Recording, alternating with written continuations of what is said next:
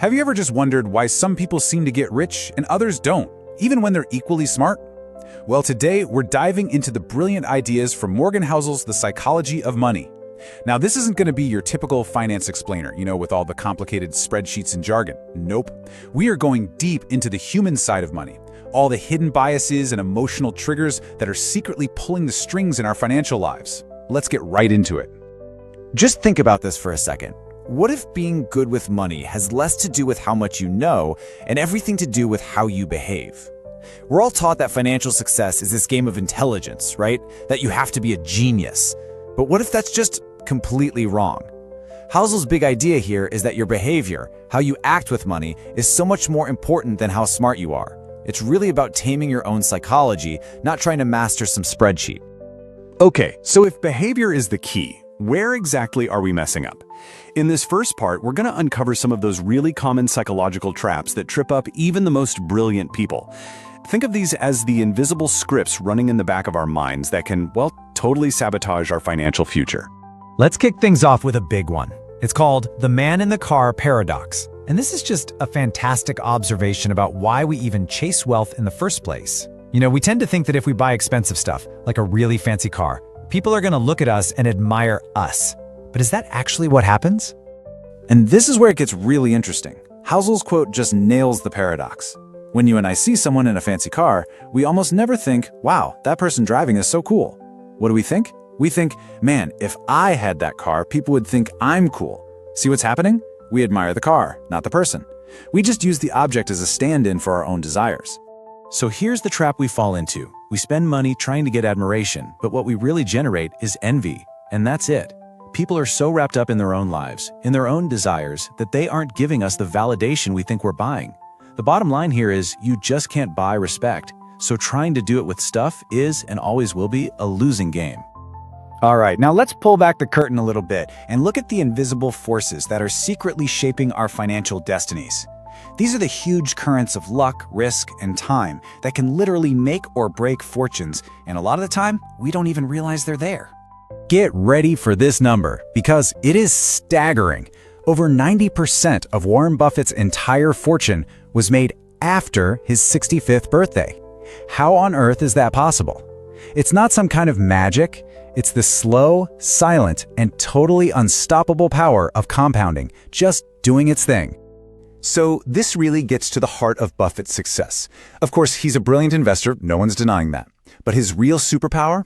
It's time. He started investing when he was a kid and just let it go. It's like rolling a tiny snowball down a very, very long hill. The lesson for us is huge. Good investing isn't really about making these crazy, genius moves. It's about consistently making pretty good ones over a very long period of time. Now for the other two invisible forces, luck and risk. And you really have to think of them as two sides of the same coin. Take Bill Gates. He was a genius, for sure, but he also had the incredible 1 in a million luck to go to one of the only high schools in the entire world that had a computer back in the 1960s. Now his best friend, Kent Evans, was just as smart, just as driven. They had dreams of starting a company together. But Kent tragically died in a mountaineering accident before he even graduated. Same drive, same potential, but wildly different outcomes, all because of luck and risk. So if a big chunk of financial success is actually out of our hands, what should we even be aiming for? Well, it's time to completely redefine the goal. In this section, we're going to talk about what true wealth really is. And I'll give you a hint. It has absolutely nothing to do with the number in your bank account. This is it. This is the real prize. True wealth isn't about flashy cars or a giant house. It's about having control over your time. It is the ability to wake up in the morning and say, I can do whatever I want with my day today. That freedom, that autonomy, that is the most valuable dividend money can ever buy. And this chart here breaks down that difference between being rich and being wealthy. You can be rich, right? Making a ton of money, but if you're working 80-hour weeks and spending everything you make just to keep up, you aren't actually free. The truly wealthy person might even make less money, but they save more. And those savings buy them control over their own life. It's a really simple shift in perspective, but it changes everything. So here's the crucial idea. Being rich is visible. It's the cars, the houses, the fancy vacations you see on Instagram. But all that stuff, it's just the tip of the iceberg. True wealth is the part you don't see. It's the savings that are sitting in the bank. It's the unspent money in an investment account. It's all the financial assets that are quietly providing freedom and options. Wealth is quiet. Okay, so how do we actually build this kind of life-changing, quiet wealth? In our final section, we're going to lay out the practical principles for not just getting wealthy, but just as importantly, staying wealthy for the long haul. This is such a critical distinction. The skills that make you rich are often the total opposite of the skills that keep you rich. Getting rich, that takes risk, optimism, putting yourself out there, playing offense. But staying rich, that's a completely different mindset. It requires humility, a healthy dose of fear, and knowing how to play defense. The legendary trader Jesse Livermore made and lost a fortune multiple times because he never learned how to switch from offense to defense.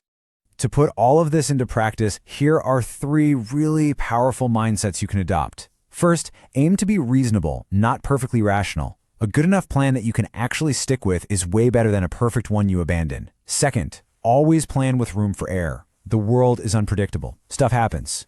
Build a buffer. And finally, understand that nothing is free. Market ups and downs aren't a penalty you pay, they're the price of admission for getting long-term growth. And so we're going to end with this one question for you to think about. I want you to look at your own finances and honestly ask yourself, is my money buying me freedom, or is it costing me my peace of mind? The answer to that question, well, that's the only definition of wealth that truly matters.